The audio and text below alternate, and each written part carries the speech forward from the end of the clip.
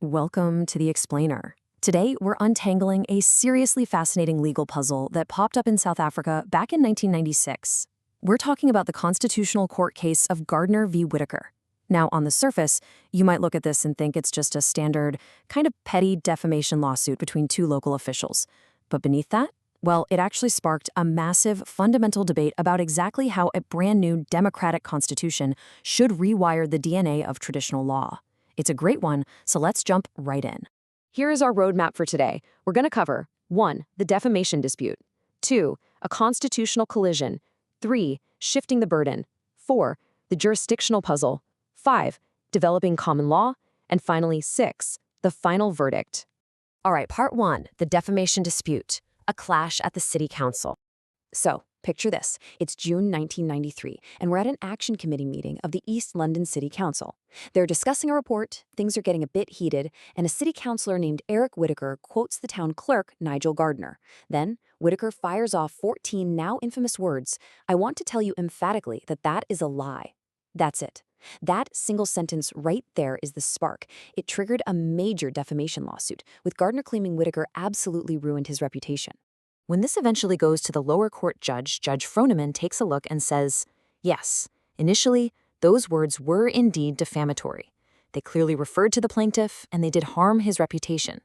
But, and this is a big but, the judge granted absolution. Basically, he threw the case out. You might be wondering, why? Well, because the statement happened during a discussion on a matter of public interest. It was a space where open, frank discussion was completely expected. So under traditional common law, this gave Whitaker a rock-solid defense known as qualified privilege. At this point, it was just a regular case handled along entirely traditional common law lines. But you know, things were about to get a whole lot more complicated. That brings us to part 2, a constitutional collision, and bringing Chapter 3 into private disputes. Okay, so fundamental rights charters, like Chapter 3 of the South African Constitution, are primarily built for what we call vertical application.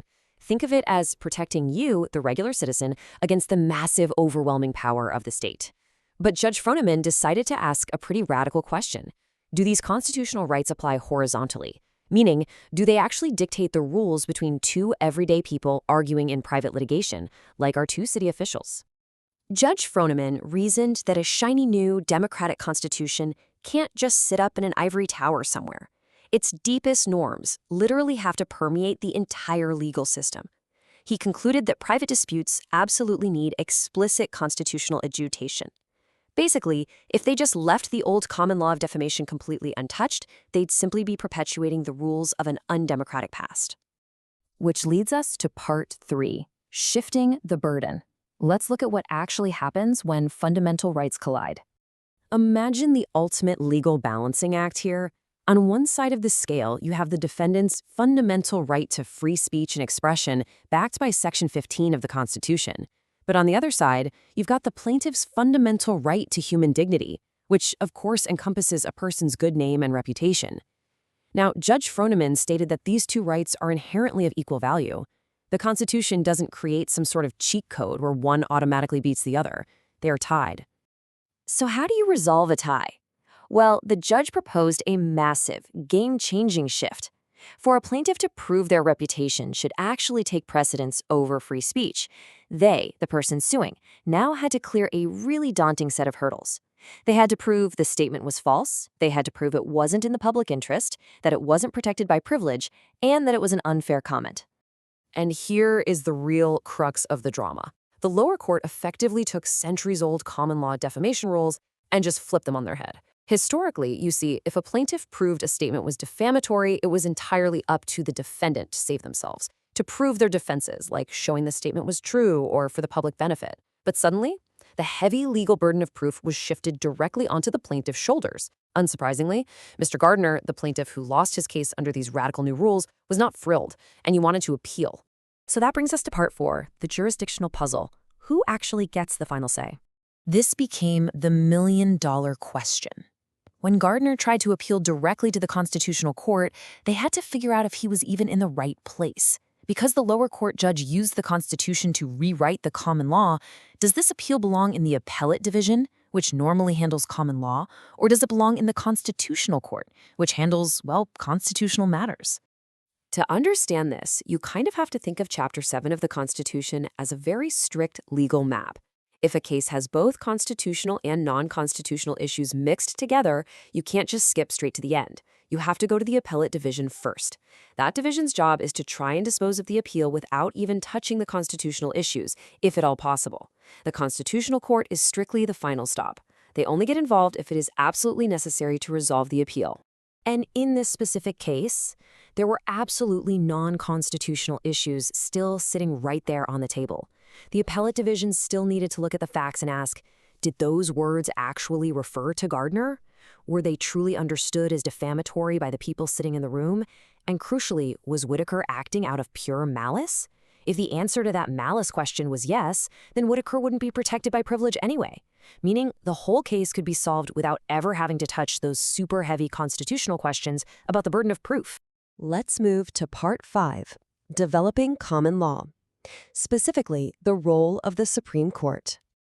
So acting Justice Kentridge zeroed right in on Section 35.3. This was the exact tool Judge Froneman used down in the lower court. It essentially tells courts to update the old common law so it matches the spirit of the new Constitution. Kentridge pointed out something really important here. Froneman didn't actually apply the free speech right directly between the two men. Instead, he used it as inspiration to fashion a whole new principle of common law. And here is Justice Kentridge's absolute structural mic drop. He clarified that the Constitutional Court doesn't just sit around inventing common law in the abstract. That is quite literally the day job of the Appellate Division. If there are competing versions of how the common law should be updated to match the Constitution, choosing the best version is a job for the Appellate Division in the first instance, not the Constitutional Court. Finally, Part 6, the final verdict. This is where pragmatism really wins out over premature constitutional adjudication. The final verdict was a definitive, unanimous stop sign. The Constitutional Court, with acting Justice Kentridge writing for everyone, dismissed the plaintiff's application for leave to appeal directly to them. This attempt to just shortcut the whole judicial hierarchy, it was firmly rejected. Instead, the court basically told them to go back and play by the rules. Go seek your appeal at the Appellate Division. Resolve the everyday, on-the-ground facts first, like the claims of malice and whether the words were truly defamatory in their original context. Only if that court hits a total dead end and literally cannot resolve the case without answering the constitutional question of the burden of proof should the issue ever be bumped back up to the highest court. Which ultimately leaves us with a pretty profound question to chew on. How exactly should a legal system balance protecting a person's hard-earned reputation with preserving the open, fiery, democratic discourse that we all rely on? Even though the Constitutional Court punted on rewriting the defamation rules themselves in this specific judgment, that tension hasn't gone anywhere. It is an incredibly delicate tightrope that courts all over the world have to wrestle with every single day. Thank you so much for joining me on this explainer. Keep asking the hard questions, and I'll see you next time.